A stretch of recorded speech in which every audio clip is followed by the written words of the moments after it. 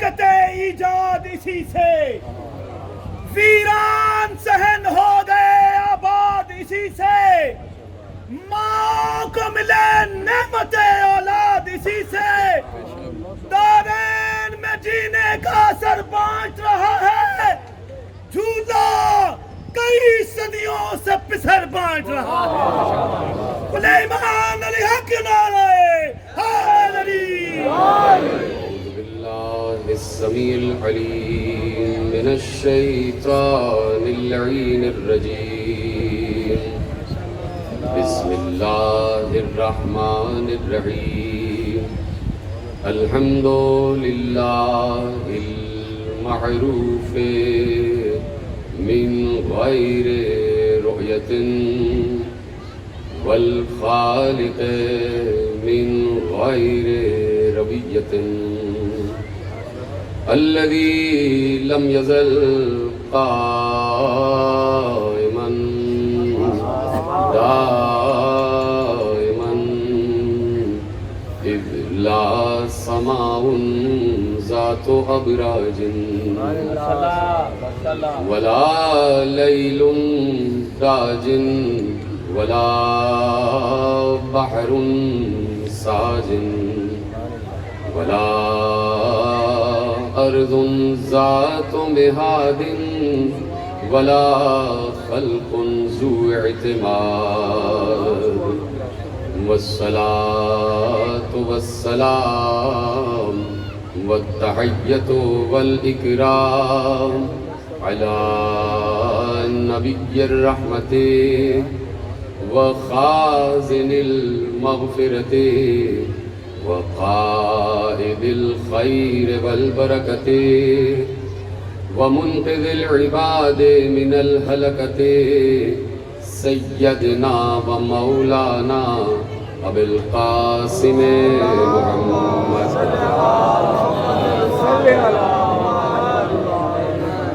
وأهل بيته الطيبين الطاهرين المعصومين المظلومين المنتخبين المنتجبين، الذين أذهب الله عنهم الرجس وطهرهم تطهيرا۔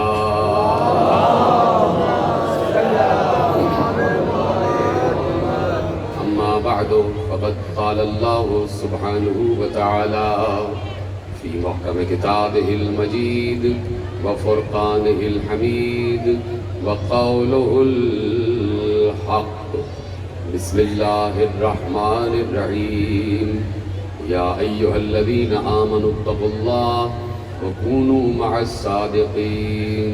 صلوات پڑھیں محمد۔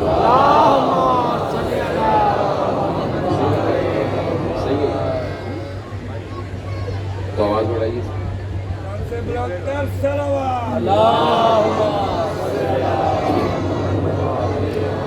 1442 ہجری کے عشرہ ماہ محرم الحرام کی مرکزی امام بارگاہ دھوبی گھاٹ فیصل آباد میں آپ آج 5ویں مجلس میں شریک ہیں۔ عنوان ہمارا 6ٹی مجلس میں شریک ہے، عنوان ہمارا 12 صادقین، اور ہم صداقت پر مرحلہ وار گفتگو کر رہے ہیں، اس لیے کہ صداقت بھی مرحلہ وار 12ویں منزل تک پہنچی۔ پروردگار عالم نے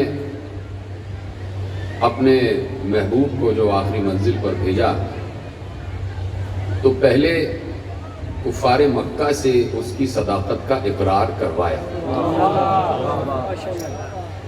اور اس کے بعد جب مکے کے کافروں نے کہہ دیا کہ آپ صادق ہیں، تب کہا کہ جو میں کہوں گا مانو گے؟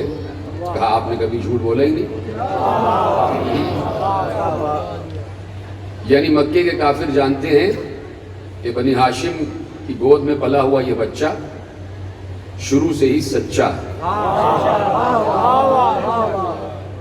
تو اس صادق نبی نے، جسے عام مسلمان نگاہ نے 40 برس کے بعد صادق مانا، کفار اسے شروع ہی سے صادق مان رہے تھے، اور جب اقرار کروا لیا بت پرستوں سے. اب صحیح آواز. صلوات پڑھے محمد و آل محمد.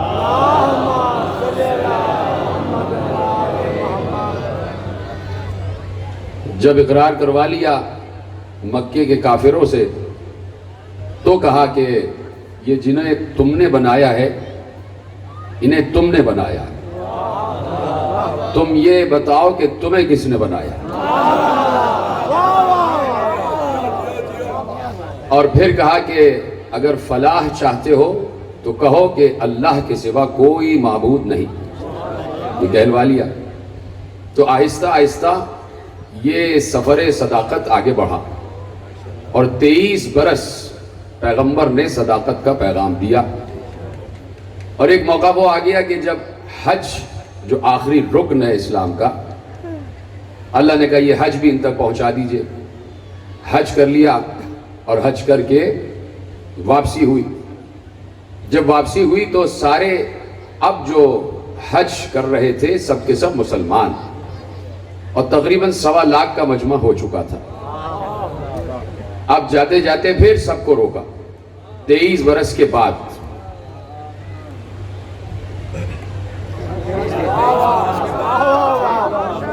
آج میں نے طے کر لیا جیسے آپ بولیں گے ویسے میں بولوں گا, سمجھے آپ. میں اب آپ کی مرضی میں نہیں چلوں گا. شیخ محرم میں قصہ کہانی نہیں ہو رہی, اس لیے بالکل توجہ سے, بالکل الرٹ ہو کے, بالکل چوکس ہو کے, بالکل چوکنا ہو کے ایک ایک لفظ میرا سننا ہے. اور آج مجھے زحمت نہیں دیجیے گا آپ کے میں چیخ کے بولوں. آج آپ کو بولنا ہے. تیار ہیں آپ؟ کوئی قصہ کہانی سنانے نہیں, میں آپ کو کوئی منہ میں چوسنیاں دے نہیں بیٹھا ہوں. 23 برس پہلے ایک مجمع کو روکا اور وہ کوہ ابو قبیس کی بلندی پر کھڑے ہو کے روکا. اور 23 برس کے بعد پھر ایک مجمع کو روکا. مجمع وہی تھا, دین بدل چکا تھا.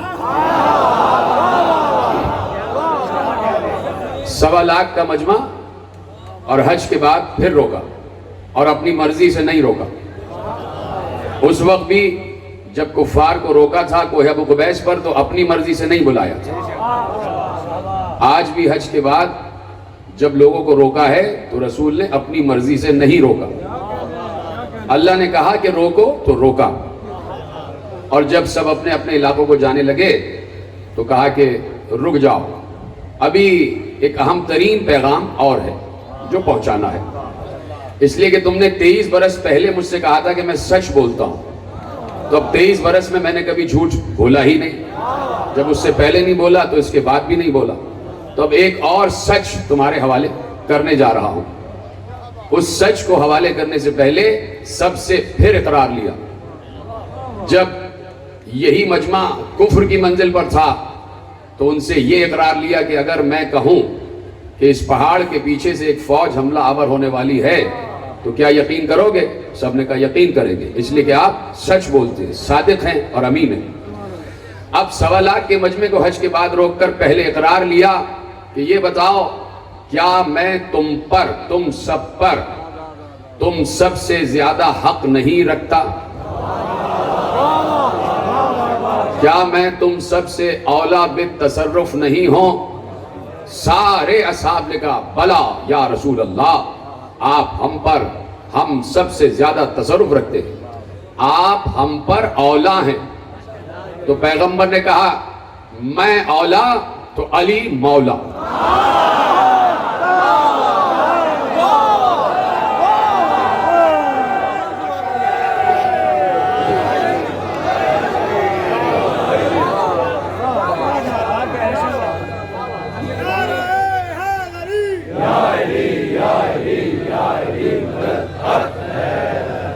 میں اولا تو جس کا میں مولا اس کا یہ علی مولا. میں کہہ چکا کہ مولانا وحید الزمان کہ جو اہل حدیث مسلک سے تعلق رکھتے ہیں, جنہوں نے سیاہ ستہ کا ترجمہ لکھا اور آج مارکیٹ میں جو سیاہ ستہ کا ترجمہ موجود ہے وہ مولانا وحید الزمان اہل حدیث مسلک سے تعلق رکھتے ہیں, بڑے قابل قدر عالم دین. یہ فرقہ بھی ہمارے لیے قابل قدر ہے, اس لیے کہ جو لا الہ الا اللہ محمد رسول اللہ کہہ دے وہ رسول اللہ کا ہے اور ہمارا ہے. تو انہوں نے لکھ دیا تھا کہ جب آیت آئی یا ایھا الرسول بلغ ما انزل الیک من ربک وان لم تفعل فما بلغت رسالتہ واللہ یعصمک من الناس. تو جیسے ہی پیغمبر پر آیت اتری کہ پہنچا دیجئے جو آپ سے کہا گیا پہنچا دینے کو، تو مولانا وحید الزمان نے لکھا کہ اس کے فوراً بعد پیغمبر نے کہا من کنت مولا ہو فہذا علی مولا. شاباش، ایسے سنیے گا. آج جیسے میں بول رہا ہوں ویسے بولوں گا، اور جیسے آپ بول رہے ہیں ویسے آپ کو بولنا. تو پیغمبر نے کہا من کنت مولا ہو فہذا علی مولا. تو اب یہ بات طے ہو گئی کہ یہ مولائیت کا سفر بھی ہے اور صداقت کا سفر بھی ہے. یعنی اللہ کے حکم سے پیغمبر نے بتایا کہ میرے بعد بھی کوئی عہد اللہ کی طرف سے بھیجے ہوئے صادق سے خالی نہیں رہے گا. ہر دور میں اللہ کا بنایا ہوا صادق، اللہ کا بھیجا ہوا صادق باقی رہے گا، تاکہ سچ کی پہچان ہوتی رہے، تاکہ جھوٹ پہچانا جاتا رہے. اب یہ صداقت جب منزل معراج پر پہنچ جائے تو محمد بن جائے، اور اسی محمد کے دوش پر نظر آئے تو علی بن جائے. یہ صداقت کمال حسن پر پہنچ جائے تو حسن بن جائے. یہ صداقت شہادت کی منزل پر آئے تو حسین بن جائے. یہ صداقت عبادت سے ملحق ہو جائے تو زین العابدین بن جائے. اور یہ صداقت سے مل جائے تو جعفر صادق بن جائے. اور جعفر صادق وہ کہ نبی صادق کا نمائندہ امام صادق. پرسوں میں نے کہا کہ سب ہی ساجدین ہیں، سب کے سب سجدہ گزار ہیں، تو یہ ایک ہی سید الساجدین کیوں ہے؟ تو آج ایک سوال اور کہ سارے صادق ہیں تو اس چھٹے کے نام میں ہی صادق کیوں؟ چھٹے کے نام میں ہی صادق کیوں؟ تو تاریخ نے بتایا کہ کچھ اور لوگوں نے بھی اس دور میں امامت کا دعویٰ کیا تھا.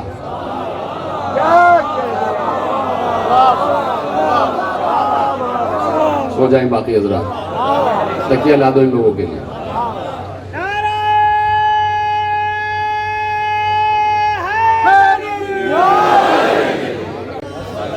دیکھیں جب آدمی خون جگر دے رہا ہوتا ہے تو کچھ چاہتا ہے مجمع سے بھی، اور کچھ جو بہت علامہ اقبال بن کے بیٹھ جاتے ہیں ان سے مجھے شکایت بھی ہو جاتی ہے. تو اس لیے ذرا ساتھ دیجئے، خصوصاً آپ قبلہ 2 دن سے آپ بڑے خاموش بیٹھے ہوئے، کوئی نیا پاکستان نہیں ایجاد کر لیجئے گا. صلوات پڑھیں محمد و آل محمد. اجازت سے بات شروع کی جائے. سب میرے ساتھ ہیں، آگے پیچھے دائیں بائیں. میں نے کہا صداقت جب صداقت سے مل جائے تو جعفر صادق بن جائے. اور صداقت ہمیشہ علم تقسیم کرتی ہے، اور علم کے مقابل جو آ جائے وہ جہل ہوتا ہے، اور جہالت ہمیشہ علم سے حسد کرتی ہے. تو اب یہ دیکھنا ہو کہ اس دور کا حاسد کون ہے تو یہ دیکھو وہ کس سے جل رہا ہے. وہ جس سے جلے وہ اس دور کا عالم. اور ہمیشہ بادشاہ بڑی بڑی کرسیوں پر بیٹھ کر بھی عالموں سے حسد کرتے رہے. بہت بڑے بڑے بادشاہ گزر گئے تاریخ امامت میں، اور انہوں نے بڑی مسندوں پر قدم رکھا، بڑے تخت پر بیٹھے، بڑے لوگوں کو اپنے سامنے جھکوا لیا، لیکن انہوں نے سر تو جھکوائے، دل نہ جھکوا سکے. دل جھکے تو در صادق پر جھکے، دل جھکے تو در 12 صادقین پر جھکے، اور آج تک جھکے ہوئے ہیں. ثبوت یہ ہے کہ اس وقت دائیں بائیں آگے پیچھے جہاں بھی مجمع بیٹھا ہے، اس میں صرف اہل تشیع نہیں، اہل تسنن بھی بیٹھے ہوئے ہیں. اس کا مطلب ہے کہ اہل تسنن بھی جانتے ہیں کہ اگر سچ ہے تو کہاں ہے.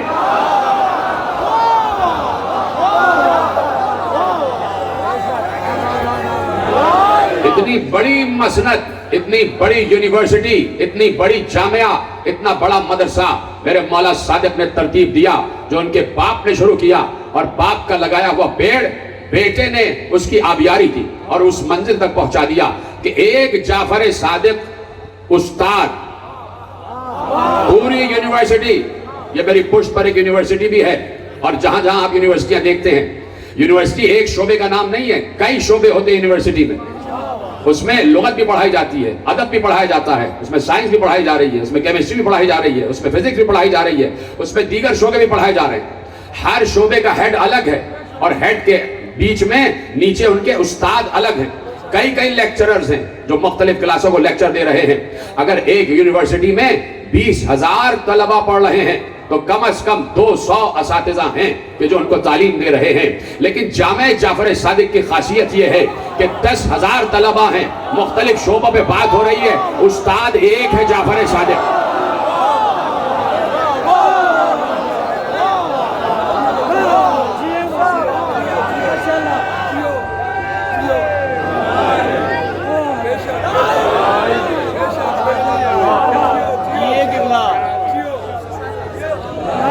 استاد ایک ہے جعفر صادق.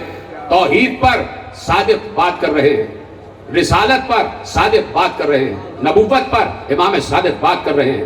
کوئی علم فلکیات پر پوچھنے آیا, امام صادق نے بتایا ستارے کیا ہیں, اور یہ بھی بتایا کہ آسمان والے کون ہیں اور زمین والے کون ہیں. بات ہو رہی ہے علم الابدان پر, امام صادق بتا رہے ہیں کہ یہ بال کیوں بنا ہے, یہ ماتھا کیوں بنا, یہ آنکھیں بادامی شکل کی کیوں ہیں, یہ ناک کے سوراخ نیچے کیوں ہیں اوپر کیوں نہیں ہیں, یہ ٹھوڑی کیوں رکھی گئی ہے, یہ ماتھے پر لکیریں کیوں ہوتی ہیں, یہ بال کیوں ہیں اور دماغ میں مسام کیوں ہیں, یہ ہاتھوں کے ہتھیلی پر بال کیوں نہیں ہیں, یہ گھٹنے آگے کی طرف کیوں مڑ رہے ہیں, یہ تلووں میں خلا کیوں ہوتا ہے.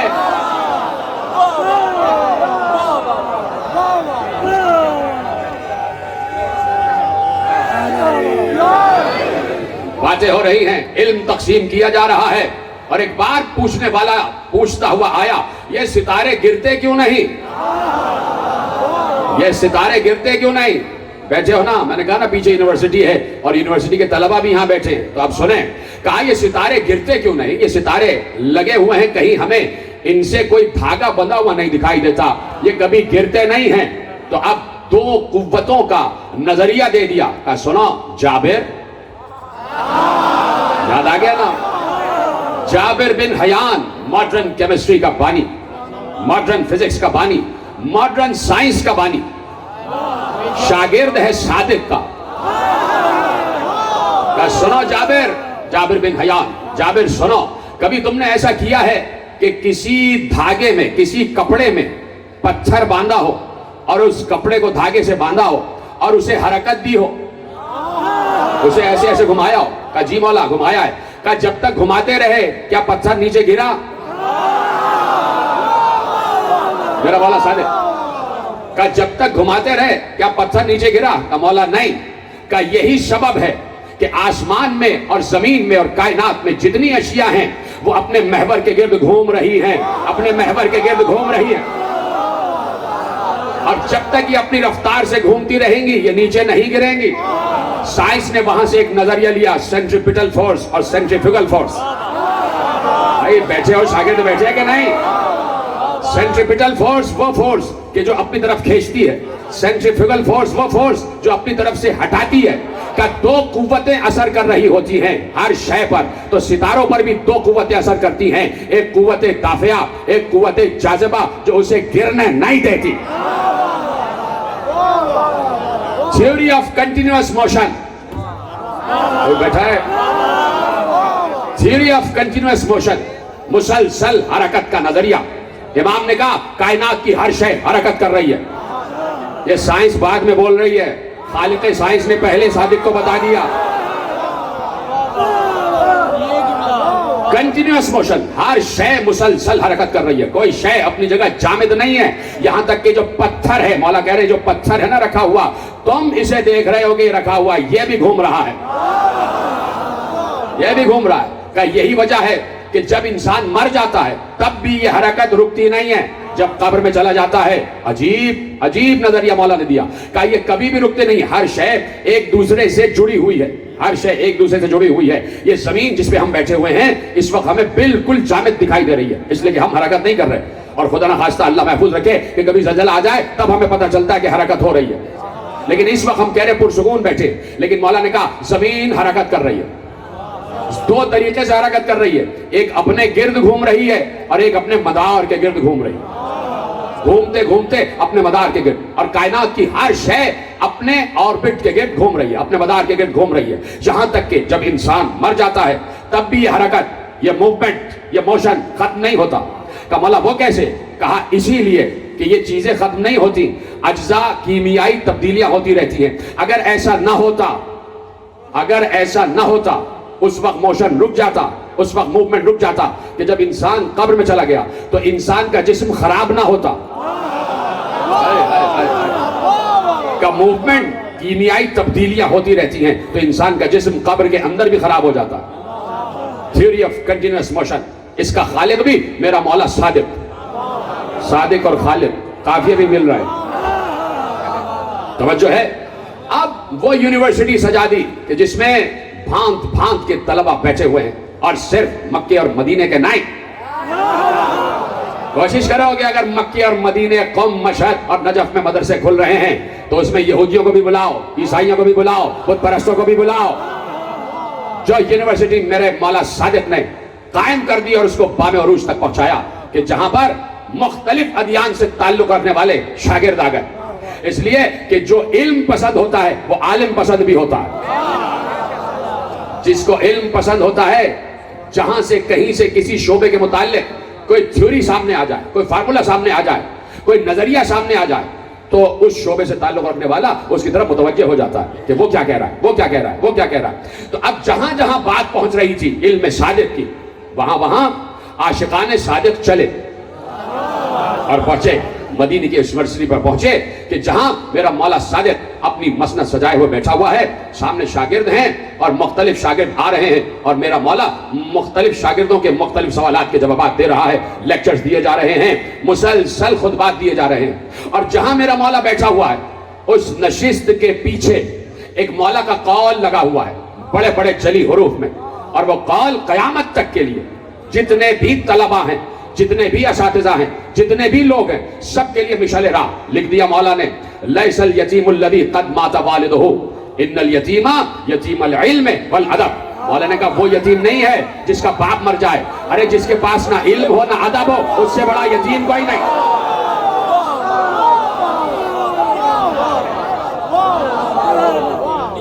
یعنی جاہل اپنے باپ کے ہوتے ہوئے بھی یتیم ہے. جملہ بڑا میں نے کہا پھر چپ ہو گئے. جاہل اگر باپ والا بھی ہے پھر بھی یتیم ہے. ان الیتیم یتیم العلم والادب. انسان خدا سب کا باپ کا سایہ سلامت رکھے. بھائی باپ چلا جائے، علم نہ جائے، ادب نہ جائے، تو جو عالم ہے، جو باادب ہے، وہ سب سے بڑا سرپرست ہے. اس لیے امام نے کہا علم کو اپنے قلب میں بساؤ. اور پھر وہ شاگرد تیار کر دیے کہ جنہوں نے فخر کیا کہ ہم صادق کی بزم میں بیٹھ رہے ہیں. بھائی میرا بھی یہ ٹاپک رہا ہے، میں بھی یونیورسٹی میں پڑھا ہوں، میں بھی مدرسے میں پڑھا ہوں، لیکن میں نے ہر علم اپنے شوق کے لیے استعمال کیا. شوق کے لیے استعمال کیا. میرا موضوع بھی رہا ہے یہ جو آج کل آپ کا کرونا پھیلا ہوا ہے، اس میں ایزیتھرومائسین ایک میڈیسن ہے جو بہترین قرار دی گئی ہے، اسی پر میری ریسرچ بھی تھی. تو میں نے یونیورسٹی پڑھا، مدرسہ بھی پڑھا، تو صرف اس لیے کہ جو علم پسند ہوتا ہے وہ پھر دیکھتا ہے کہ کہاں کہاں علم مل رہا ہے. اب شاگرد جو امام صادق کے شاگردان خاص ہیں، سوچو وہ فخر کی کس منزل پر ہوں گے کہ ہم اسے دیکھ رہے ہیں جسے دیکھنا عبادت.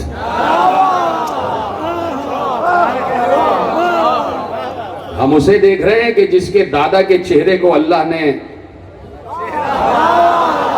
تو دیکھ رہا ہوں میرے ساتھ ہو یا نہیں. ہم اسے دیکھ رہے ہیں جس کے دادا کے ہاتھوں کو اللہ نے، ہم اسے سن رہے ہیں جس کی دادا کی زبان کو اللہ نے. توجہ ہے. تو کیا فخر تھا، کیا مقام فخر تھا کہ شاگرد بیٹھے ہوئے ہیں. آ گیا ایک شام سے ایک خود ساختہ عالم.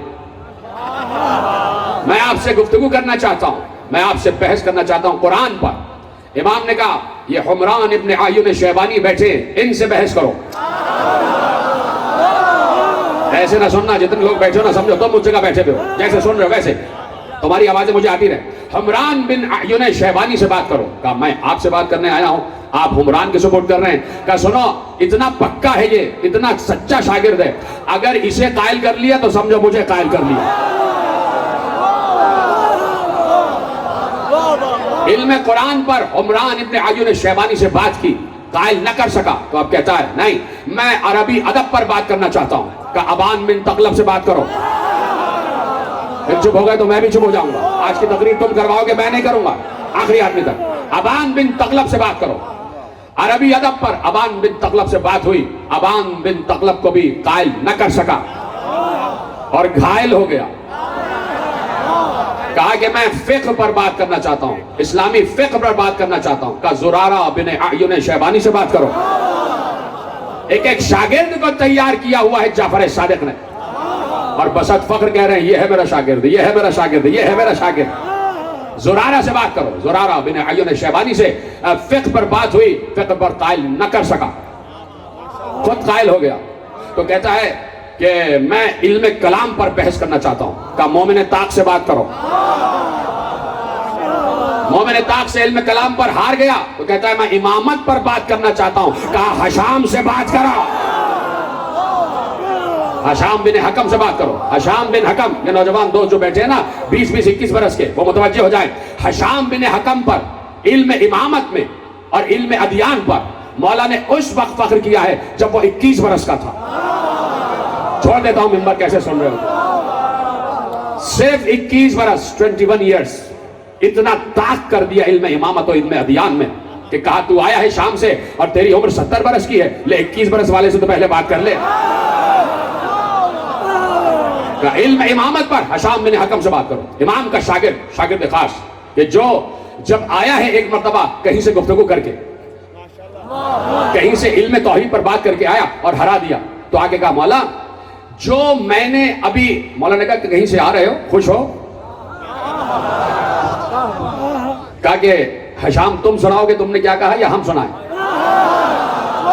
کہا مولا ایسی ایسی دلیلیں ذہن میں آ رہی تھی کہ کبھی بھی میں نے دلیلیں کہیں پڑھی نہیں.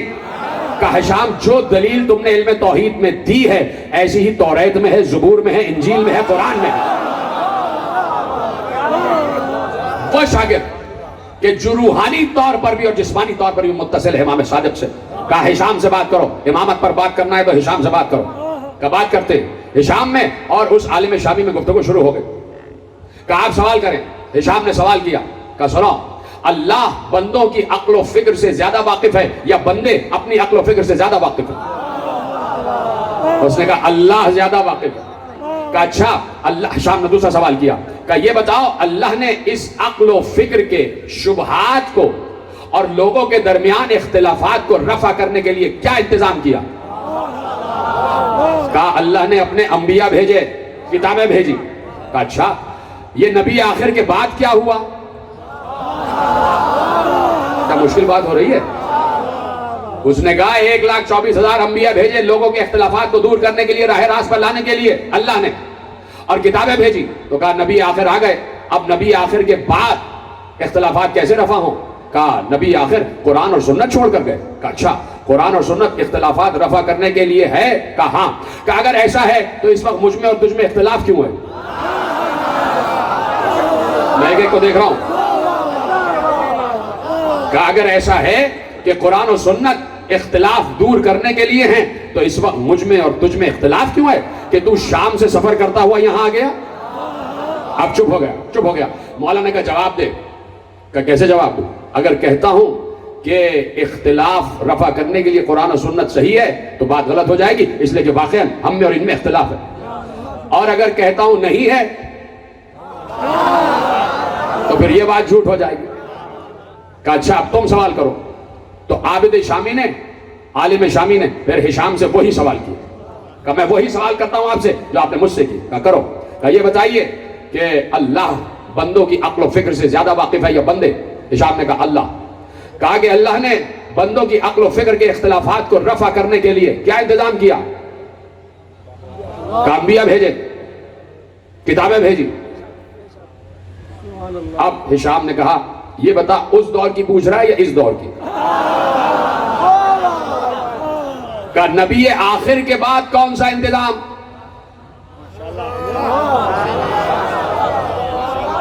بات پہنچ رہی ہے؟ پوچھا نا کہ رفع اختلاف کے لیے کیا کیا اللہ نے؟ تو کہا کہ اس دور میں یا اس دور میں؟ کہا اس دور میں بھی اور اس دور میں. کہا پچھلے دور میں قرآن اور محمد، اور جب اس نے کہا اب جب محمد چلے گئے تو کہا یہ جو شام سے سفر کرتا ہوا یہاں آ کے بیٹھ گیا اور یہ تجھے صادق دکھائی دے رہی ہے؟ کہا یہ تجھے صادق دکھائی نہیں دے رہے؟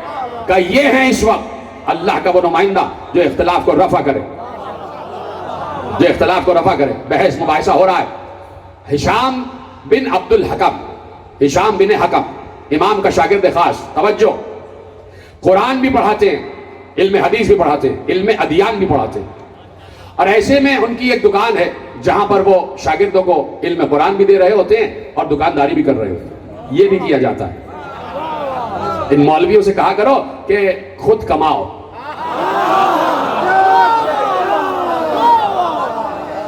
دکان بھی کی ہوئی ہے اور علم قرآن بھی دے رہے ہیں، اس لیے کہ چلیے چھوڑتا ہوں، بات اختلافی ہو جائے گی، مولانا ناراض نہ ہو جائیں۔ تو اب علم قرآن بھی پڑھایا جا رہا ہے اور دکان بھی سجی ہوئی ہے۔ ایسے میں ایک عیسائی عالم، بریح اس کا نام، بریح، ہے پہ لفظ ختم ہو رہا ہے، بریح، اور بہت بڑا عالم ہے، 70-75 برس کی اس کی عمر ہے، اور جتنے مسیحی ہیں، جتنے عیسائی ہیں، سب اس کو عالم مانتے ہیں۔ ایک بار ہشام اپنی دکان پر بیٹھے اور طلبہ بیٹھے میں قرآن پڑھ رہے، بہت سے عیسائی بریح کو اپنے کاندھے پہ بلند کر کے ہشام کی دکان پہ لے آئے۔ شاگردوں نے قرآن کو بند کیا کہ عیسائی آ گئے، کیا بات ہوگی؟ کہا ہشام میں عیسائی مذہب کا عالم ہوں، اب جانتا ہوں، کہ میں دنیا کے تمام ادیان والوں سے بحث کر چکا ہوں، اور اب میں چاہتا ہوں کہ تم سے بحث کروں تاکہ اسلام اور عیسائیت کا فرق واضح ہو جائے۔ تم مجھے قائل کر لو تو ٹھیک ہے، میں قائل ہو جاؤں گا، ویسے بھی میری آخری عمر ہے، چاہتا ہوں کہ حق و صداقت کا راستہ اپنا لوں، اور اگر قائل نہ کر سکے تو میرا دین سب سے بلند دین بن جائے گا، اور یہ میرے ساتھ لوگ آئے ہیں، ان کو میرے دین کی حقانیت معلوم ہو جائے گی۔ کہا سنو، اگر تم مجھے یہ سمجھ کے آئے ہو کہ میں کوئی بڑا صاحب معجزہ ہوں تو میں کوئی معجزے والا نہیں، میں ایک امام صادق کا شاگرد ہوں،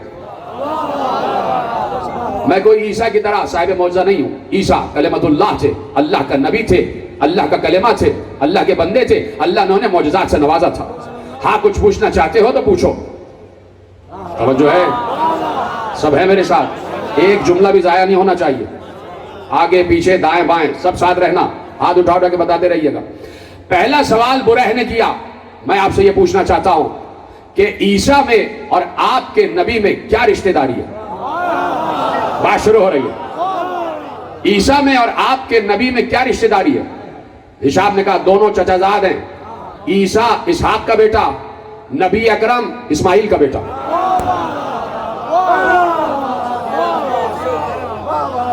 اسحاق اور اسماعیل دو بھائی تھے کہ نہیں؟ یا پورا بتاؤں تاریخ نبوت، کچھ پڑھ کے بھی تو آیا کرو۔ عیسیٰ اسحاق کے بیٹے اور نبی اکرم اسماعیل کے بیٹے، دونوں چچا زاد۔ اس نے کہا یہ بتائیے خالق میں اور عیسیٰ میں کیا رشتہ ہے؟ ختم کر دیتا ہوں بات، مصائب شروع کر دوں کیا؟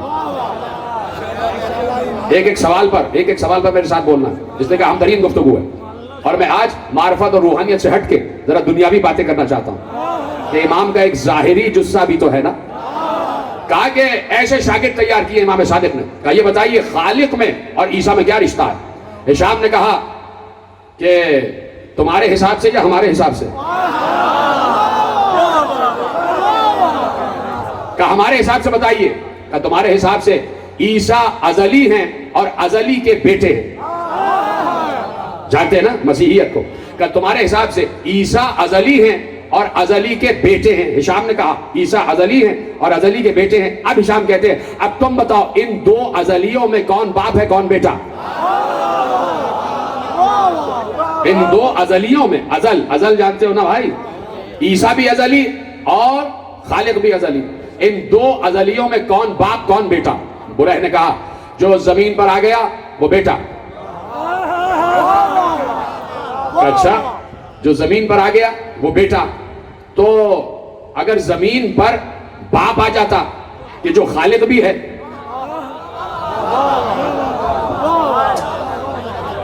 ہاں بیٹے، ہشام نے کہا، اس نے کہا کہ جو زمین پر آیا وہ بیٹا، جو آسمان پر ہے وہ باپ۔ تو ہشام نے کہا کہ جو زمین پر آیا وہ اگر باپ ہوتا تو کیا حرج تھا؟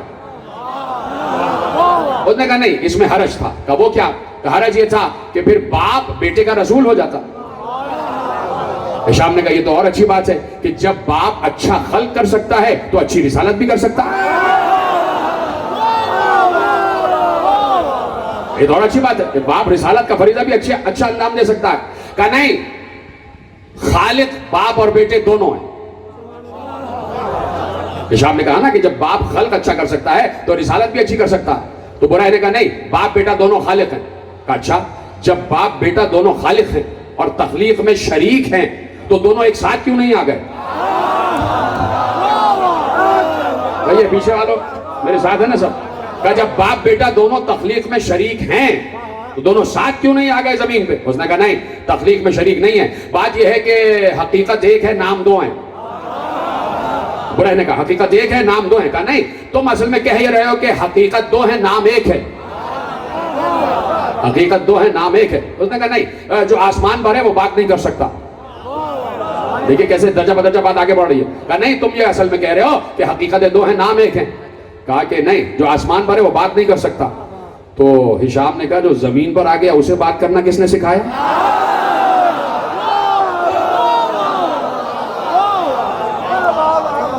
جو زمین پر آ گیا اسے بات کرنا کس نے سکھایا؟ کہا کہ بھئی باپ اور بیٹا متصل ہوتے. برے نے کہا باپ اور بیٹا متصل ہوتے، ایک ہی ہوتے ہیں. تو ہشام نے کہا بیٹا باپ ہی سے الگ بھی ہوتا ہے. بیٹا باپ ہی سے الگ بھی ہوتا ہے. اب برا کہتا ہے یہ وہ راز ہے جس سے عوام الناس ناواقف ہیں. کہا اچھا، جب عوام الناس اس راز سے ناواقف ہیں تو اس سے تو میرے حق میں بات جا رہی ہے کہ میں یہ کہہ سکتا ہوں کہ تم کہہ رہے ہو کہ باپ ہی بیٹا ہے اور بیٹا ہی باپ ہے. باپ ہی بیٹا ہے، بیٹا ہی باپ ہے. کہا نہیں، اصل میں بات یہ ہے کہ حقیقت ایک ہے، نام دو ہیں. یہ قدرت قدیمہ کے دو نام ہیں. ہشام نے کہا اچھا یہ بتاؤ کہ جیسے قدرت قدیم ہے کیا ویسے یہ دو نام بھی قدیم ہے؟ جیسے قدرت قدیم ہے ویسے کہ یہ دو نام بھی قدیم ہے؟ اس نے کہا نہیں، قدرت قدیم ہے، نام حادث ہے. سمجھتے ہو نا حادث و قدیم؟ ابھی حادث و قدیم کی بحث سنانے کا وقت نہیں ہے. حادث یعنی وہ کہ جو خلق ہو، قدیم وہ کہ جو خلق نہ ہو. سمجھ گئے؟ چھوٹی سی بات سمجھا دی. کہا قدرت قدیم ہے اور نام حادث ہے. تو برے نے کہا یہ تو اور بات تمہارے خلاف چلی گئی. کہا وہ کیسے؟ کہا تم نے کہا قدرت قدیم ہے اور نام حادث ہے، تو اس کا مطلب ہے کہ نام کو خلق کرنے والا کوئی ہے. اور اگر نام کو بیٹے نے خلق کیا ہے تو بیٹا باپ ہو جائے گا، اور اگر نام کو باپ نے خلق کیا ہے تو باپ بیٹا ہو جائے گا. اب گھبرا کے کہتا نہیں، اصل میں باپ، توجہ، اصل میں باپ روح کا اس وقت نام تھا جب وہ زمین پر آیا. روح ہے نا، روح کا نام باپ اس وقت پڑا جب وہ زمین پر آیا. ہشام نے کہا جب وہ زمین پر نہیں آیا تھا تو اس کا کیا نام تھا؟ کہا اس وقت اس کا نام بیٹا تھا. اس وقت اس کا نام بیٹا تھا. ہشام نے کہا اچھا تم کہہ رہے ہو کہ باپ ہی بیٹا اور بیٹا ہی باپ. باپ ہی بیٹا، بیٹا ہی باپ. کہا نہیں، پھر میں کہوں گا کہ روح بھی ایک، توجہ ختم ہو رہی ہے بات، پھر میں کہوں گا روح بھی ایک، نام بھی ایک. برہ نے کہا میں کہوں گا نہیں، روح بھی ایک، نام بھی ایک. ہشام نے کہا اچھا تو یہ ہوا کہ تم نے ایک روح کو خود دو ٹکڑے کیا، ایک کو باپ کا نام دیا، ایک کو بیٹے کا نام دیا. کہا نہیں ایسا نہیں ہے. تو کہا اس کا مطلب ہے کہ بیٹا باپ کا باپ ہے اور باپ بیٹے کا بیٹا ہے، تو دونوں ایک ہی تو ہو گئے. پھر باپ اور بیٹے کی تقسیم کیوں؟ اللہ اکبر، یہی تو بات لانی تھی مجھے. کہا پھر ایک ہی تو ہو گئے، پھر باپ اور بیٹے کی تقسیم کیوں؟ چپ ہو گیا. آپس میں جتنے ساتھی تھے کہنے لگے آج تک کسی ایسے سے پالا نہیں پڑا، آج تک کسی ایسے سے پالا نہیں پڑا. تو کہنے لگے کہ چلیے، برے سے کہنے لگے چلیے.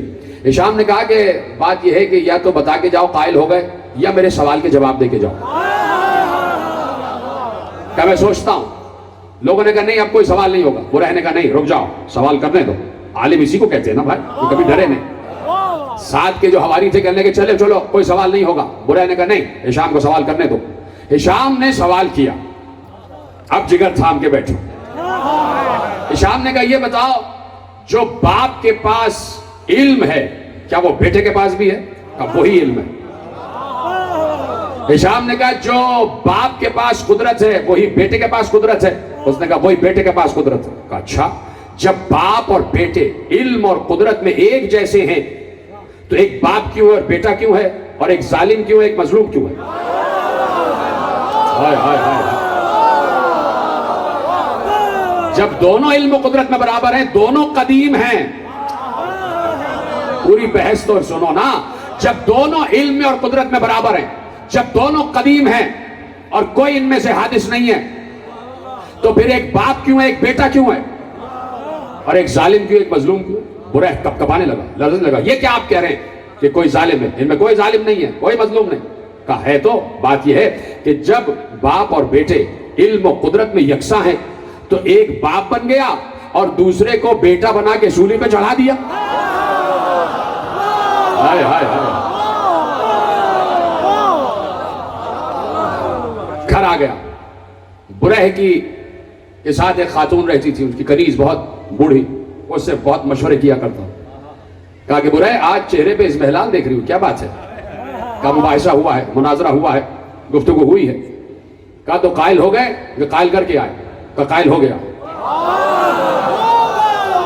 کہا برہ جب قائل ہو گئے تو اقرار کر لو، اس میں کیا حرج ہے؟ کہا میں یہی سوچتا ہوں۔ دوسرے دن اکیلے ہشام کے پاس پہنچے۔ کہا ہشام میں پوچھنا چاہتا ہوں یہ علم تمہارا اپنا ہے یا کسی سے لیا ہے؟ ہائے ہائے ہائے۔ کہا جن سے، اب ہشام نے جملہ کہا جن سے علم لیا ہے میں ان کی خاکے پاکے بھی برابر نہیں ہوں، ان کی خاکے پاکے بھی برابر نہیں ہوں۔ کہا بتاؤ تو کچھ ان کے بارے میں، کون ہے وہ؟ کہا ان کے بارے میں بتاؤ تو کون ہے وہ؟ کہا یہ بتاؤ ان کا حسب بتاؤں کہ نسب بتاؤں، صفت بتاؤں، اختیار بتاؤں، علم بتاؤں، اقتدار بتاؤں؟ کہا حسب یہ ہے کہ وہ روح قریش ہیں، جوہر ہاشم ہیں، اور برہ تم جانتے ہو کہ قریش سید العرب ہیں اور بنی ہاشم سید قریش ہیں اور بنی عبد المطلب سید ہاشم ہیں اور بنی فاطمہ سید عبد المطلب ہے اور یہ بنی فاطمہ کا صادق ہے، یہ بنی فاطمہ کا صادق ہے۔ اور سنو، اگر فضیلت سننا چاہتے ہو تو سنو، عالم ہے جاہل نہیں، بہادر ہے بزدل نہیں، کریم ہے بخیل نہیں، عطا کرنے سے پہلے دیتے ہیں اور ضرورت سے زیادہ دیتے ہیں، ظلم بھی ہو رہا ہو تو ان کا دست کرم ختم نہیں ہوتا، تعریف پہ تعریف، تعریف پہ تعریف کیے چلا جا رہا ہے۔ اور اب برہ نے کہا مجھے لے چلو ان کے پاس۔ بھائی عالم ایسا ہی ہوتا ہے، مجھے لے چلو ان کے پاس۔ لے کے چلا ہشام امام صادق کے پاس، جا رہا ہے، گلیوں سے گزر رہا ہے، ابھی گھر سے 2 قدم کا فاصلہ تھا، 2-3 قدم کا، کہ دیکھا جعفر صادق کا بیٹا موسی کاظم گھر کی طرف جا رہے ہیں، گھر کی طرف جا رہے ہیں۔ ہشام سے پوچھا یہ کون؟ جانتے تو ہیں نا؟ کہا عالم برہ امام سے ملنے جا رہے ہیں۔ کہا برہ انجیل جانتے ہو؟ کہا عالم انجیل ہوں۔ کہا میں سنا رہا ہوں کچھ ذرا بتانا۔ ایک بار امام موسی کاظم علیہ السلام نے انجیل کی تلاوت شروع کی، تلاوت سنتا جا رہا تھا، روتا جا رہا تھا، کہا خدا کی قسم جو تلاوت عیسیٰ کی تھی یہی تلاوت آپ کی ہے۔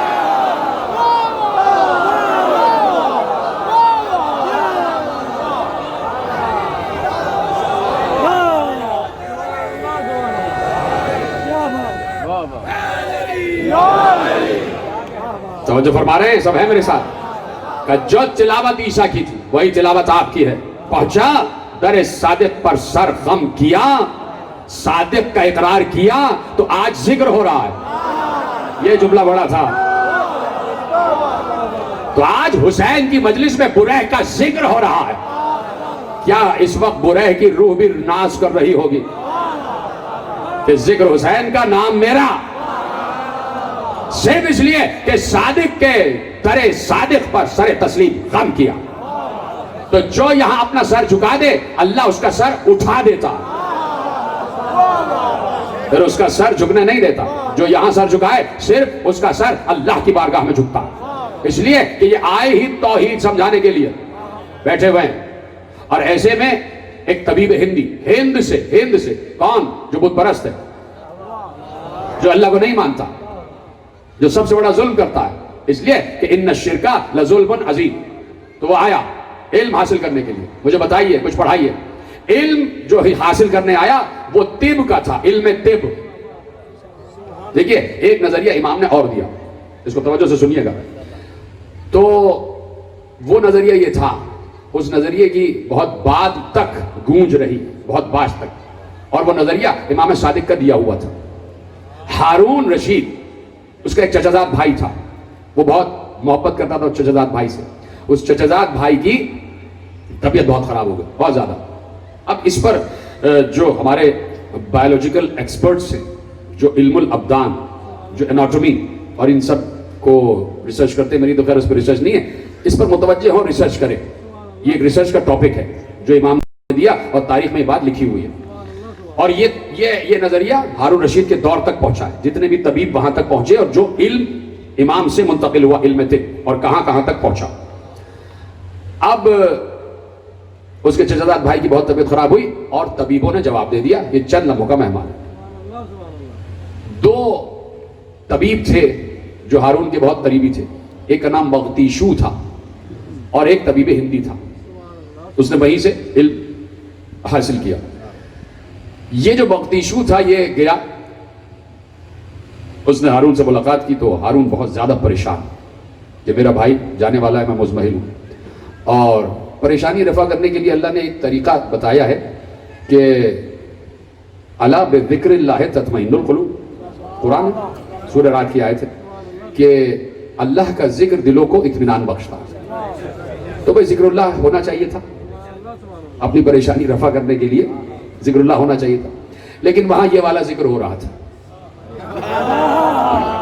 سمجھ گئے؟ تو وہاں کچھ عجیب و غریب قسم کے پانی پیے جا رہے تھے اپنی پریشانی رفع کرنے کے لیے. تو کہا کیوں پریشان ہے؟ کہا بھائی مرنے والا. کہا اچھا میں دیکھ کے آتا ہوں. بغتیشو گیا، دیکھا. وہ دیکھا آپ اطمینان رکھیے، مرے گا نہیں. کہا تم صحیح کہہ رہے ہو؟ کہاں میں جہاں سے ایک سلسلہ علم میرے پاس ہے، میرے پاس ایک تحقیق ہے، یہ مرے گا نہیں، بالکل صحیح ہو جائے گا، آپ پریشان ہو. بادشاہ خوش ہو گیا، دوبارہ سے لہو لعب شروع ہو گیا.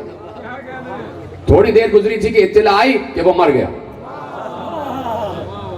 اس کو بہت غصہ آیا.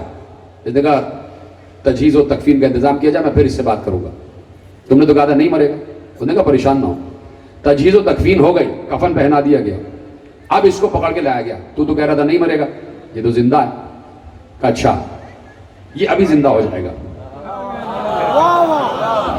میں نے کہا نا ریسرچ ٹاپک ہے. کیا کرنا چاہتا ہے؟ کہا پہلے تو میں یہ چاہتا ہوں کہ اس کے کفن کو تبدیل کرو عام کپڑوں میں، اس لیے کہ جب یہ اٹھے گا تو خود اپنے کو کفن میں دیکھ کے دہشت زدہ ہو کے نہ مر جا.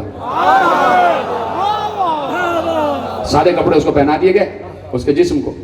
اب یہ آگے بڑھا اور اس نے کہا کہ یہ 2 انگلیاں، یہ جو بیچ کا ہے، کہا اس میں ایک کٹ مارو، ادھر ایک خراش، تاکہ یہ بیچ کا حصہ کٹ جائے اور یہاں سے خون برآمد ہو. جیسے ہی کٹ مارا گیا وہ بے اختیار زندہ ہوا. کہا کہ جہاں سے یہ علم آ رہا ہے، امام صادق نے کہا تھا کہ دل بند ہو جاتا ہے، دماغ کام کرتا، اور جب یہاں سے ایک رگ کاٹی جائے تو دونوں کا رابطہ بحال ہو جاتا. اب میں نے کہا اس پہ ریسرچ کی جائے کہ کس کس موضوع پر بات کی ہے. تو وہ ہند کا طبیب امام سے علم طب سیکھنے آیا، پڑھنے آیا تھا طبابت، کہ مجھے حکمت سکھائیے، دوائیاں کون کون سی دوائیاں ہیں کہ جو مختلف امراض پہ کام آتی ہیں. امام نے کہا آؤ بیٹھ جاؤ. کہا کہ شروع کرو، تمہارا ٹاپک شروع ہو گیا. وہ حلیلے کے بیج سامنے پڑے، لے آؤ. وہ لے آیا. کہا ہاون دستے میں اس کو کوٹو، کوٹتے رہو اور بالکل پاؤڈر بنا دو. ہم دوسرے کو لیکچر دے کے آ رہے ہیں.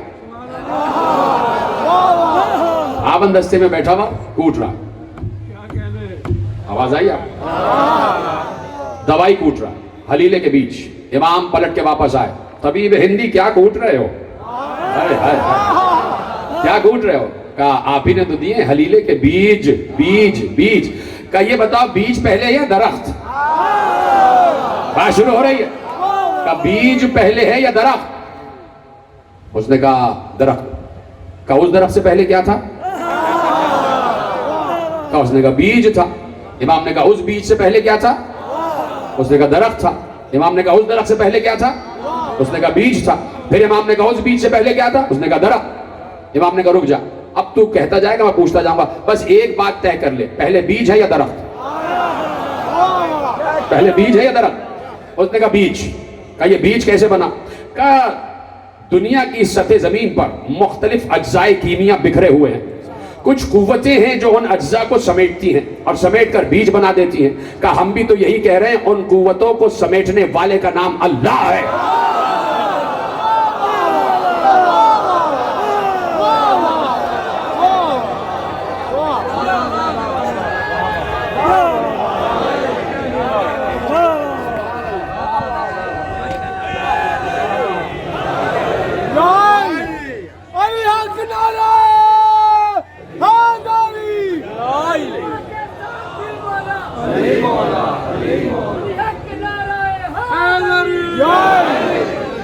توجہ,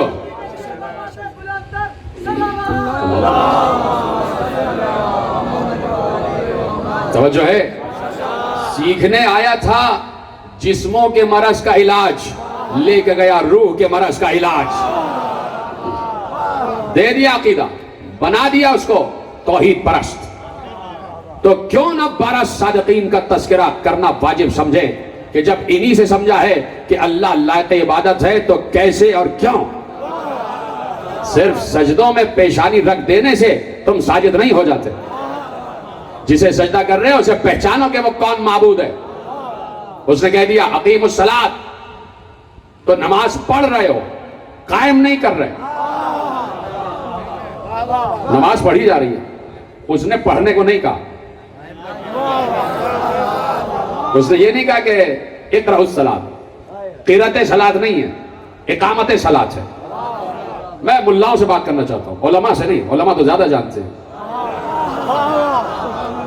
کہ مولوی سے پوچھو قیام صلاۃ ہے, قرأت صلاۃ نہیں ہے. نماز پڑھو نماز پڑھو نماز پڑھو. تو یہ تو ایک ہمارے یہاں کی لغت میں ایک اصطلاحی لفظ آ گیا, نماز پڑھنے جا رہے ہیں. وہ بھی ٹھیک ہے, لیکن میں اب بات کر رہا ہوں قرآن کے حکم کی. کہ بات تو آ جاتی ہے, لیکن میں اس لیے کہہ رہا ہوں کہ ائمہ کا تذکرہ, کسی کی دشمنی میں آپ اہل بیت کو پڑھنا نہ چھوڑیں. میں امت کو یہ پیغام دینا چاہتا ہوں, اور صاحبان حل و عقد کو اور صاحبان رائے کو اور بڑے بڑے جو علماء جو محتممین مدارس کے بیٹھے ہیں ان کو بھی مخاطب کروں گا کہ ایک پرکیف اور پر امن اور پر علم فضا کا یہی طریقہ ہے کہ اگر آپ کو اس مسلک سے کوئی اختلاف ہے تو جو یہ مسلک جن کو مان رہا ہے ان سے تو نہیں ہے. اب ان سے اختلاف کی وجہ سے آپ اہل بیت سے دور نہ ہو جائیں. کہیں ایسا نہ ہو کہ آپ نجات سے دور تو نہیں ہو رہے, کہیں آپ امن و آشتی سے دور تو نہیں ہو رہے. تو اس لیے کہا کہ ضروری ہے کہ ان 12 صادقین کا تذکرہ کیا جائے اور سنا جائے اور ان کو سمجھا جائے. اب اقیم الصلاۃ جملہ دے رہا ہوں اور بالکل گفتگو آخری مراحل میں داخل ہو گئی. اقیم الصلاۃ یعنی قیام صلاۃ, قیام صلاۃ, نماز قائم کرو, یہ ہے حکم. تم نماز پڑھ رہے ہو, قائم نہیں کر رہے. ایسا لگتا ہے جیسے میں آپ کو ڈانٹ رہا ہوں اور آپ گردن جھکا کے بیٹھ گئے. میں ایک عمومی بات کر رہا ہوں کہ تم سب نماز پڑھ رہے ہو, قائم نہیں کر رہے. اللہ کہہ رہا ہے قائم کرو. نماز پڑھ رہے ہو تو کیا ہو رہا ہے, مسجد میں گئے, نماز پڑھ کے باہر آ گئے اور پھر سارے کام شروع.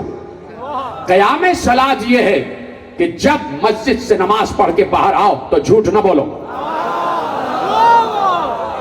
قیام صلاۃ یہ ہے کہ جب مسجد سے نماز پڑھ کے باہر آؤ تو ڈاکہ نہ ڈالو. قیام صلاۃ یہ ہے کہ جب مسجد سے نماز پڑھ کے باہر آؤ تو چوری نہ کرو. قیام صلاۃ یہ ہے کہ جب مسجد سے نماز پڑھ کے باہر آؤ تو ذخیرہ اندوزی نہ کرو. قیام صلاۃ یہ ہے کہ جب مسجد سے نماز پڑھ کے باہر آؤ تو دہشت گردی کی پلاننگ نہ کرو.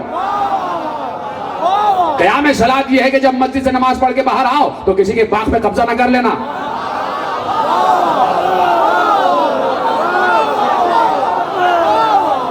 یہ ہے قیام صلاۃ.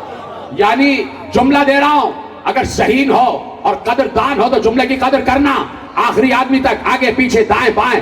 قیام صلاۃ کا مطلب یہ ہے, اس سے بڑا جملہ میرے پاس کوئی نہیں اور میں دیکھنا چاہتا ہوں کہ تم جملوں کو کیسے تولتے ہو. قیام صلاۃ کا مطلب یہ ہے کہ ہر وقت نماز کی حالت میں رہو.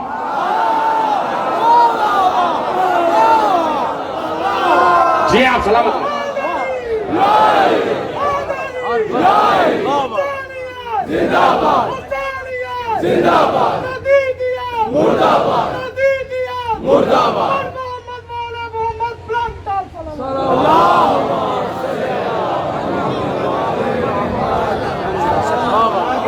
سلامت رہے آپ. ہر وقت نماز کی حالت میں رہو, ہر وقت نماز کی حالت میں رہو. اس لیے رہو کہ جب نماز پڑھ رہے ہوتے ہو تو جھوٹ نہیں بولتے, جب نماز پڑھ رہے ہوتے ہو تو ڈاکہ نہیں ڈالتے, جب نماز پڑھ رہے ہوتے ہو تو کسی کی چوری نہیں کرتے, جب نماز پڑھ رہے ہوتے ہو تو کسی کو قتل نہیں کر رہے ہوتے. وہ علیحدہ بات ہے کہ ایک نمازی نماز پڑھ رہا تھا اور ایک مسجد میں چھا, تلوار لے کے آگے بڑھا, لیکن جس وقت ابن ملجم تلوار چلا رہا تھا وہ نماز نہیں پڑھ رہا تھا. ہائے ہائے ہائے ہائے, توجہ فرمائی. اب ابن ملجم نے, جملہ دے رہا ہوں, ابن ملجم سے جا کے بتا تو نے نمازی کو نہیں نماز کو مارا. تو اللہ چاہتا ہے ہر وقت نماز کی حالت میں رہو, ہر وقت نماز کی حالت میں رہو. داڑھی اس لیے بڑھا لی کہ لوگ ہم پر یقین کریں, اور ہم 1 روپے کی چیز 10 روپے میں بیچیں تو لوگ کہیں بڑے پاکیزہ ہیں, بے ایمانی نہیں کریں گے. میں کسی ایک مسئلہ کی بات نہیں کر رہا میرے عزیزوں, آپ اپنے پر فخر نہ کیجئے گا, یہاں پر بھی کچھ مسائل ہیں اور وہ نہیں ہونے چاہیے. 12 صادقوں کا ماننے والا جھوٹا نہیں ہوتا. تو اس لیے ایسی ایک ترتیب بن جائے کہ خود کہا میرے مولا صادق نے, کونوا لنا دعاۃ صامتین, ہمارے لیے خاموش مبلغ بن جاؤ. اللہ بڑی آسانی سنا, کونوا لنا دعاۃ صامتین, ہمارے لیے خاموش دعوت دینے والے بن جاؤ, خاموش مبلغ, خاموش تبلیغ کرنے والے. پوچھا گیا مولا تبلیغ بھی اور خاموشی بھی؟ ایسے بن جاؤ کہ جب گھر سے نکلو چلو تو تمہاری چال, تمہاری ڈھال, تمہاری رفتار, تمہاری گفتار, تمہارے حمائل, تمہارے شمائل, تمہارا اخلاق, تمہارا علم, تمہارا ادب, تمہارا لہجہ, تمہاری الفاظ کی سانسوں کی پاکیزگی, تمہارا لباس کی پاکیزگی, تمہارے جسم سے خوشبو آ رہی ہو. جس سے ملو خندہ پیشانی سے ملو, جس سے ملو جھک کے ملو, تو دوسرا خود پوچھے کس کے ماننے والے ہو.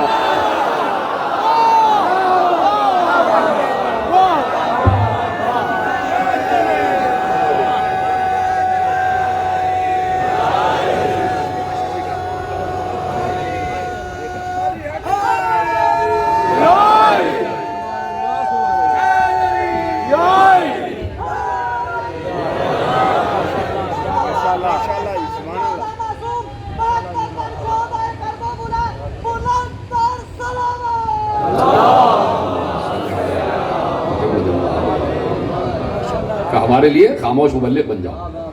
اور یہ عزائے حسین اسی تربیت گاہ کا سب سے بڑا حصہ کہ جہاں خاموش مبلغ بنائے جاتے. یہ عزائے حسین تربیت گاہ حسینی ہے کہ یہاں بتایا جاتا ہے کہ تم انسان ہو اور انسان ہی رہنا. اس لیے کہیں دروازے نہیں بنائے گئے یہاں کہ کوئی دروازہ ہوتا ہے تو بند بھی ہوتا ہے. کھلے ہوئے حسین کے مسلک کے, ہمارے مسلک کہ سارے دروازے کھلے ہوئے. حسین کے دربار کا دروازہ کھلا رہتا ہے, جب جو حور بن کے آ جائے. یہ تربیت گاہ ہے. سنو کہ کیسے انسان بنتا ہے. انسان کا سب سے بڑا خاصہ یہ ہے کہ وہ مظلوم کا ہمدرد ہے. سنیں لوگ میرا پیغام سنیں. میڈیا والے بہت کم توجہ کرتے ہیں اس طرف, خصوصاً اس مجمع کی طرف, کہ یہاں پر کچھ ایسی باتیں ہو رہی ہوتی ہیں کہ دوسروں کی سمجھ میں آ رہی ہوتی. تو یہ نہیں چاہتے کہ باتیں سمجھ میں آئیں یا سمجھائی جا سکے. تو چھوٹے چھوٹے سے پیس انہوں نے لگا دیا اور وہ بس بتا دیا. پیغام تو دو, جو بات کہی جا رہی ہے یہاں سے, جو میسج اٹھایا جا رہا ہے اسے بڑھاؤ. انسانیت کا درس و تدریس کا, امن و آشتی کا میسج ہے جو میں دے رہا ہوں کہ اب اس مجلس میں انسان کی انسانیت کو باقی رکھا جاتا ہے کہ سب سے بڑا وصف انسانی یہ ہے کہ وہ مظلوم کا ہمدرد ہے. کہیں آپ دیکھتے ہیں میڈیا پہ مسلسل دیکھ رہا ہوتا ہوں, رپورٹس آ رہی ہوتی ہیں کہ فلاں جگہ ظلم ہو گیا, اس عورت پر تشدد ہوا, اس بچے کو مارا گیا, یہ ہوا وہ ہوا. تو دنیا کا کوئی انسان ایسا نہیں ہے جو اس وقت افسوس نہ کر رہا ہو, یہ تو ظلم ہو گیا, یہ تو ظلم ہو گیا. یہ ہوتا ہے نا. تو یہ سب نہ ہوتا, نہ کسی بچی پر تشدد ہو رہا ہوتا, نہ کسی عورت کی بے حرمتی ہو رہی ہوتی, نہ کسی کے بازو کاٹے جا رہے ہوتے, نہ کسی کڑیل جوان کو مارا جا رہا ہوتا, اگر سب کے سب مجلس میں بیٹھ کر رو رہے ہوتے. رونا جو ہے, وہ رونا وہ انسان کی انسانیت کو محفوظ رکھتا ہے. جو یہاں پہ آ کے علی اصغر پر گریہ کر کے جائے، وہ کسی ماں کی گود اجاڑے گا نہیں۔ اجرکم اللہ۔ جس نے سمجھ لیا کہ علی اصغر پر کیا گزری ہے، وہ دنیا کے ہر بچے کو اپنا بچہ سمجھے گا۔ پھر یہ جو ہسپتالوں سے بچے اغوا ہو رہے ہیں، یہ سب ختم ہو جائے گا، اس لیے کہ وہ عورتیں جو اغوا کر کے لے جا رہی ہیں وہ مجلس میں نہیں آ رہی، ان کو نہیں پتا کہ کرب رباب کیا ہے، کسی ماں کے دل کا کرب کیا ہوتا ہے۔ اس لیے مجلسوں میں آؤ، اس لیے یہ میڈیا پہ پیغام دے کہ سب سے بڑا امن و آشتی کا جو پلیٹ فارم ہے وہ مجلس اعزا ہے۔ یہاں جھگڑے کا حکم نہیں ہوتا، یہاں صرف یہ ہے کہ رو، گریہ کرو، اور گریہ کرتے ہوئے کسی کو مارا نہیں جاتا۔ جو گریہ کر کے اٹھتا ہے وہ کسی کو رلاتا نہیں ہے۔ آ جاؤ، ایک بچہ لے کے رباب چلی۔ جس وقت وہ بچہ مدینے چھوڑ کے چلا ہے کل 18 دن کا ہے۔ 18 دن میں صغرا اور علی اصغر میں وہ محبت جو 18 برس میں صغرا اور علی اکبر میں ہو گئی۔ چھوٹے بھائی 18 دن میں علی اصغر اور صغرا میں وہ محبت جو 18 برس میں علی اکبر اور صغرا میں ہو گئی۔ اتنی محبت۔ جانے لگا 28 کو قافلہ، سارے حجرے خالی ہو گئے۔ صغرا دل پکڑے ہوئے دیکھ رہی ہیں، بھیا علی اکبر کا سامان جا رہا، وہ بھیا قاسم کا سامان جا رہا، وہ اون محمد کے حجرے خالی ہو گئے، وہ میرے چچا عباس کا حجرہ خالی ہو گیا، میرے بابا حسین کا حجرہ خالی ہو گیا۔ ساری بیویاں جا رہی ہیں۔ دالان میں جب سے علی اصغر اس دنیا میں آئے، گھر کے دالان میں ایک چھوٹا سا جھولا رکھ دیا جاتا تھا، اس جھولے میں علی اصغر لیٹ جاتے۔ جیسے ہی کلکاریاں بھرتے، صغرا فوراً اپنے حجرے سے باہر آتی، بے اختیار بھیا کو جھولا جھلاتی، اور بھائی بہن کو دیکھ کر خوش ہو جاتے، اور بہن جیسی دیکھتی بھائی نے آنکھیں کھول دی، بھائی کو گود میں لے لیتی۔ 18 دن صغرا نے یہ محبت کی ہے۔ اب صغرا کو عادت ہو گئی کہ دالان میں جھولا رکھا ہے اور علی اصغر سو رہے، اور میں علی اصغر کو گود میں اٹھا رہی ہوں۔ چل پڑا قافلہ۔ ابھی 2 قدم قافلہ آگے بڑھا تھا، تھوڑی دور مدینے کی بالکل سرحد پہ پہنچا نہیں تھا۔ عباس قافلے کا تلایا کر رہے تھے۔ جب پیچھے کی طرف آئے تو بے اختیار چونک کر دیکھا کہ محلے بنی ہاشم سے گرد ہو رہی ہے، کہ کوئی چلتا ہوا آ رہا ہے۔ اب جو عباس نے غور سے دیکھا، ایک بار تھک سے دل ہوا، فوراً گھوڑے کو آگے بڑھایا، جہاں حسین آگے آگے جا رہے تھے، کہا آقا کچھ دیر روک دیجئے قافلہ۔ بولا کچھ دیر قافلہ روکیے۔ کہا عباس ابھی تو چلے تھے۔ کہا ذرا پیچھے مڑ کے دیکھیے کون آ رہا ہے۔ حسین جیسے ہی گھوڑے کو پیچھے موڑ کے لائے، دیکھا 9 برس کی صغرا بس یہ کہتی بھی آ رہی ہے، محلن محلن یا ابی، محلن محلن یا ابی، بابا کچھ دیر رک جاؤ، بابا کچھ دیر رک جاؤ۔ حسین نے قافلے کو رکوایا۔ صغرا کیسے آ گئی بیٹا؟ کہا بابا پورے گھر پر نگاہ پڑی، جیسے ہی دالان پر نگاہ گئی مجھے بھیا علی اصغر یاد آ گیا۔ بابا میں چاہتی ہوں آخری بار علی اصغر کو گود میں لے لو۔ بیٹی کہے اور باپ نہ مانے، ہماری ام رباب کو بچھایا گیا، قناتیں لگائی گئی، پردے کا انتظام ہوا، ہماری کا پردہ ہٹا۔ حسین نے کہا لاؤ میری گود میں اصغر کو دے دو۔ اصغر حسین کی گود میں آئے، اور اصغر حسین کی گود سے صغرا کی گود میں آ گئے۔ صغرا نے بچے کو گود میں لیا، بچے نے بہن کو دیکھا، ہو مکہ، دونوں بہن بھائی ایک دوسرے سے لپٹ گئے۔ علی اصغر کے چہرے پر مسکراہٹ آ گئی، کلکاریاں بھر بھر کے ہنس رہے تھے علی اصغر۔ بہن بھی کبھی ننے سے رخسار چوم رہی ہے، کبھی ماتھا چوم رہی ہے، کبھی چھوٹے چھوٹے تلووں کو اپنی آنکھوں سے مل رہی ہے، کبھی چھوٹے چھوٹے ہاتھ چوم رہی ہے۔ دیر ہو گئی تو حسین نے کہا لاؤ صغرا اصغر کو دے دو، ہمارا بہت لمبا سفر ہے۔ جیسے ہی حسین نے آگے ہاتھ بڑھائے، صغرا نے ایک بار اپنے کو سمیٹ کر کہا بابا چھین کر نہ لیجئے گا، علی اصغر خود چلے جائیں تو آپ لے لیجئے گا۔ بیٹی نے کہا تو باپ دور ہو کے کھڑا ہو گیا، بار بار کہتا ہے آجا جانے بابا، اے بابا کی جان علی اصغر آ جاؤ آ جاؤ۔ بار بار علی اصغر ایسے دیکھتے، مسکرا کے پھر بہن سے لپٹ جاتے، پھر بابا کو دیکھتے، مسکرا کے پھر بہن سے لپٹ جاتے۔ جب بہت دیر ہو گئی اور علی اصغر حسین کی گود میں نہ آئے تو ایک بار حسین آگے بڑھے، ہاتھ پیچھے ہی ہیں اس لیے کہ بیٹی نے کہا تھا۔ حسین آگے بڑھے، علی اصغر کے کان میں ہلکے سے کچھ کہا۔ صاحبان اولاد بیٹھے خدا جن کی اولاد نہیں ہے، جھولے کے صدقے میں اولاد عطا ہو جائے۔ جو اولاد والے ہیں اب سنیں کہ کیا ہوتا ہے باپ کی محبت۔ ایک بار علی اصغر کے کان میں کچھ کہا، جیسے ہی علی اصغر نے سنا، ہمک کر حسین کی گود میں آ گئے۔ حسین نے علی اصغر کو رباب کی گود میں دیا، ہماری بلند ہوئی قافلہ جانے لگا، کہا جاؤ سغرا خدا حافظ۔ ایک بار سغرا نے کہا بابا جا تو رہی ہوں، ذرا یہ تو بتا دو کہ علی اصغر کے کان میں کہا کیا تھا؟ حسین نے روتے ہوئے کہا سغرا یہی کہا تھا، علی اصغر اگر تم نہ گئے تو اڑتا ہوا تیر کون کھائے گا؟ امت کے بچوں کو کون بخشوائے گا؟ اجرکم اللہ۔ کیا گریہ کر رہے ہو؟ یہی حق ہے علی اصغر پر گریہ کرنے کا۔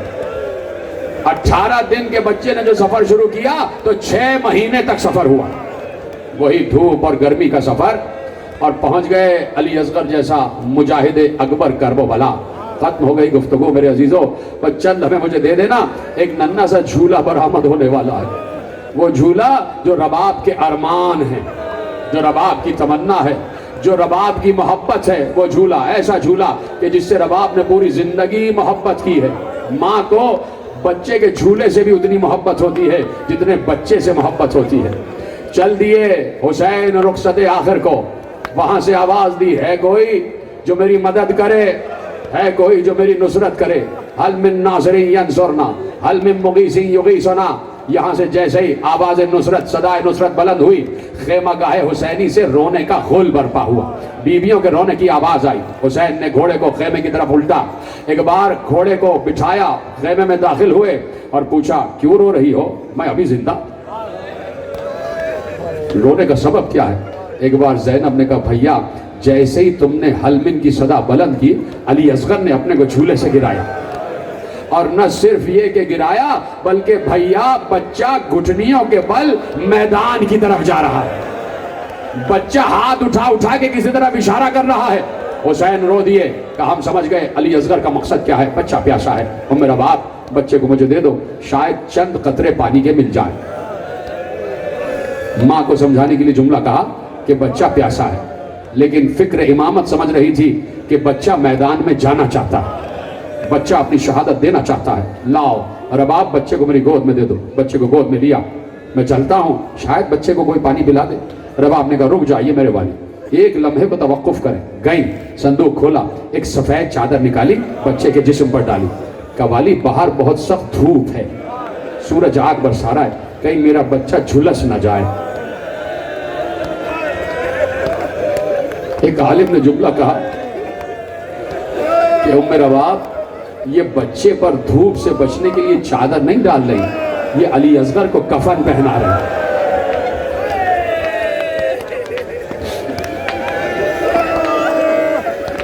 یہ علی اصغر کو کفن پہنا۔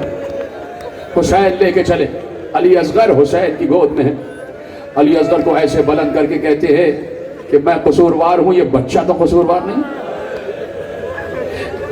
یہ بچہ بھی 3 دن سے پیاسا ہے، اس کی ماں بھی 3 دن سے پیاسی ہے، چند قطرے پلا دو گے تو دریا میں کچھ کمی نہیں ہو جائے گی۔ ماں سے جواب آیا کسی کے لیے پانی نہیں ہے، اسی پر رونا ہے، امت سے کہہ رہا ہوں اسی پر رونا ہے کہ بچہ چند قطرے پانی پینے کے لیے آیا تھا، مگر وہاں کوئی اتنا سخی تھا نہیں کہ دریا پہ قبضہ تھا اور بچے کو چند قطرے پلا دیتا۔ آخر کار حسین نے کہا اچھا تم یہ سمجھتے ہو کہ کہیں بچے کے بہانے سے میں پانی نہ پی لوں؟ ایک بار فخر اسماعیل کو جلتی ہوئی ریت پر رکھا، سینے پہ ہاتھ مارو، بس آخری جملے کہنے جا رہا ہوں، اس پر تمہیں گریہ کرنا چاہیے تھا۔ ننھے سے 6 مہینے کے بچے کو کربلا کی تپتی ہوئی ریت پر رکھ دیا، بچے نے ایڑیاں رگڑنا شروع کی، حسین نے فوراً بچے کو گود میں اٹھا لیا۔ کسی نے زین العابدین سے پوچھا کہ تھوڑی دیر رکھے کیوں نہ رہنے دیا؟ کہا اس لیے کہ اصغر فخر اسماعیل تھا،